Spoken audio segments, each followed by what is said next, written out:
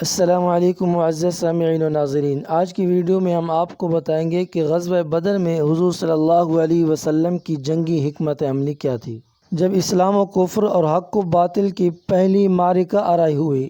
اس تاریخی معرکے میں فرزندان اسلام کی تعداد کفار کی تعداد سے 1/3 تھی۔ وسائل جنگ کے اعتبار سے وہ بظاہر بہت کمزور تھے۔ جزیرہ نماء عرب کا اجتماعی ماحول سراسر ان کے خلاف تھا۔ انتہائی خوش فہمی کے باوجود لشکر اسلام کے غلبے اور فتح مند ہونے کی پیش گوئی نہیں کی جا سکتی تھی۔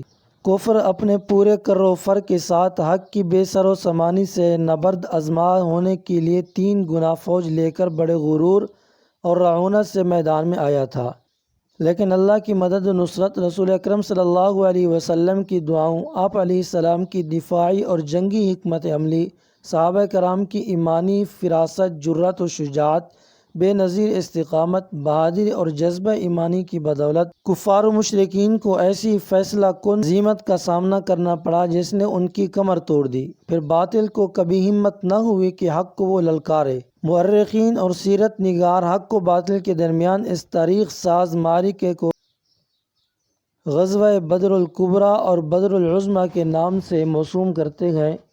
قرآن کریم میں اسے یوم الفرقان کے نام سے یاد کیا گیا ہے، وہ دن جس میں حق اور باطل، ہدایت و ضلالت کے درمیان فرق آشکار ہوا، حق غالب رہا اور باطل مغلوب۔ طلوع اسلام اور دعوت حق کے نتیجے میں قدرتی طور پر 2 گروہ ہو گئے تھے۔ ایک وہ جنہوں نے دعوت حق کو قبول کرتے ہوئے دین حق کی اشاعت میں حق و صداقت کی مثالی پیکر پیغمبر اسلام کی دعوت حق پر لبیک کہتے ہوئے حق و صداقت کے ابدی راستے کو اختیار کیا، جبکہ دوسری طرف کفر و ضلالت اور باطل پرستوں کی پوری جماعت تمام وسائل و اسباب کے ساتھ حق کے خلاف صف آرا ہوئی۔ دین حق کے پیروکار اہل اسلام یہ کہتے تھے کہ انہیں یہ حق حاصل ہے کہ وہ جس راہ کو سمجھے اختیار کریں، جبکہ کفار اور مشرکین کی پوری جماعت، باطل کی پوری قوت، مشرکین مکہ اس پر ڈٹے ہوئے تھے کہ مسلمانوں کو یہ حق حاصل نہیں، یعنی وہ مسلمانوں کے اعتقاد و ضمیر کی آزادی کو تسلیم نہیں کرتے تھے۔ ان کی پوری جد و جہد، مخالفت اور کوششوں کا حاصل یہ تھا کہ اہل اسلام کو دین حق اور دعوت و توحید سے باز رکھیں۔ غزوہ بدر کے اسباب۔ مورخین اور سیرت نگاروں نے غزوہ بدر کے متعدد مذہبی، سیاسی اور معاشی اسباب بیان کیے ہیں۔ نمبر 1، اسلام کی روز افزوں ترقی اور دین کی اشاعت سے قریش مکہ کے بت پرستانہ باطل نظام کو خطرہ لاحق تھا۔ نمبر 2، مکے کی 13 سالہ زندگی میں کفار قریش مسلمانوں پر بے انتہا مظالم ڈھاتے رہے، بالآخر انہیں سخت اذیت پہنچا کر مکے سے ہجرت پر مجبور کیا۔ نمبر 3، جو مسلمان ہجرت کر کے مکے سے مدینے جا رہے تھے ان پر مظالم ڈھائے جاتے اور ان کی جائیدادیں ضبط کی جاتی تھیں۔ نمبر 4، مسلمانوں کے نئے مسکن یعنی حبشہ اور مدینے کے حکمرانوں اور بااثر افراد کو کفار قریش مسلسل یہ ترغیب اور دھمکی دے رہے تھے کہ مکے کے ان تارکین کو پناہ نہ دی جائے۔ نمبر 5، ان ناانصافیوں کے انتقام لینے کی ہجرت مدینہ کے بعد مسلمان قریش پر معاشی دباؤ ڈالتے رہے۔ تجارتی قافلوں کی آمد و رفت کو یثرب کے علاقے میں روک دیا جاتا تھا۔ قریش مکہ کو اپنے تجارتی قافلے لوٹ جانے کا ہر وقت اندیشہ لاحق تھا، جبکہ دور دراز کے راستے اختیار کرنے پر قریش کو نقصان ہو رہا تھا۔ یہ تمام وہ اسباب ہیں جو آخر کار جنگ بدر کا سبب بنے۔ اس کی تفصیل کچھ یوں ہے کہ پیغمبر اسلام صلی اللہ علیہ وسلم اور جانثاران نبوت نے مسلسل 13 برس تک ہر طرح کے مظالم برداشت کیے۔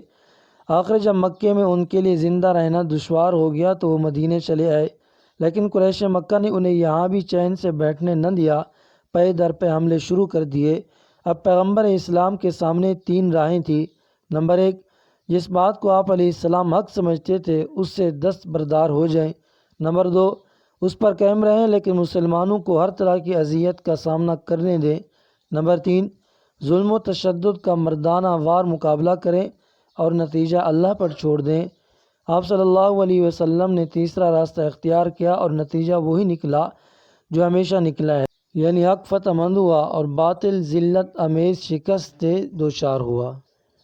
میدان کارزار کی طرف روانگی کے وقت اس نئے راہ میں حالات کی اچانک اور پرخطر تبدیلی کے پیش نظر رسول اللہ صلی اللہ علیہ وسلم نے ایک اعلیٰ فوجی مجلس مشاورت منعقد کی، جس میں درپیش صورتحال کا تذکرہ فرمایا۔ اور کمانڈوں اور عام فوجیوں سے تبادلہ خیال کیا۔ اس موقع پر جانثاران اسلام صحابہ کرام نے بھرپور جرأت و استقامت اور عزیمت کا اظہار کیا۔ صحابہ کرام کی دونوں جماعتوں انصار اور مہاجرین کے نمائندوں نے حق پر استقامت اور جانثاری و فداکاری کے جن جذبات کا اظہار فرمایا، ذیل میں ان میں سے چند کا تذکرہ کیا جاتا ہے۔ مجلس مشاورت میں قافلہ حق کے اول مسلمان السابق الاول سیدنا صدیق اکبر رضی اللہ عنہ نے نہایت والہانہ انداز میں اظہار جانثاری فرمایا اور بصر و چشم آپ صلی اللہ علیہ وسلم کے حکم کو قبول کیا اور مال و جان سے اطاعت کے لیے کمر بستہ ہو گئے۔ اس کے بعد فاروق اعظم رضی اللہ عنہ کھڑے ہوئے اور انہوں نے بھی اظہار جانثاری فرمایا۔ بعد ازاں مقداد بن اسود رضی اللہ عنہ کھڑے ہوئے، جس کی تفصیل کچھ یوں ہے کہ امام الانبیاء سید المرسلین حضور علیہ الصلاۃ والسلام جب مقام زعفران پر پہنچے تو وہاں قیام فرمایا۔ اسی مقام پر یہ اطلاع ملی کہ قریش کا لشکر بڑی شان و شوکت کے ساتھ بڑھا چلا آ رہا ہے تاکہ وہ اپنے قافلے کا بچاؤ کر سکے۔ اس اطلاع نے صورتحال کو بدل کر رکھ دیا۔ پہلے مسلمان ابو سفیان کے تعاقب میں بڑھے چلے آ رہے تھے، اب اچانک معلوم ہوا کہ قافلہ تو بچ کر نکل گیا ہے اور قریش مکہ ایک لشکر جرار کے ساتھ بڑھے چلے آ رہے ہیں۔ رسول عالم صلی اللہ علیہ وسلم نے مجلس مشاورت منعقد کی۔ مہاجرین، انصار، اوس و خزرج کے قبائل سب کو اس مجلس میں شمولیت کی دعوت دی۔ جب سب جمع ہو گئے تو حضور اکرم صلی اللہ علیہ وسلم نے صورتحال سے آگاہ فرمایا اور پوچھا، اب تمہاری کیا رائے ہے؟ اس موقع پر سب سے پہلے صدیق اکبر اٹھے اور بڑی خوبصورت گفتگو کی۔ پھر حضرت عمر رضی اللہ عنہ اٹھے، انہوں نے بھی اپنے جذبہ جانثاری کا بھرپور مظاہرہ کیا۔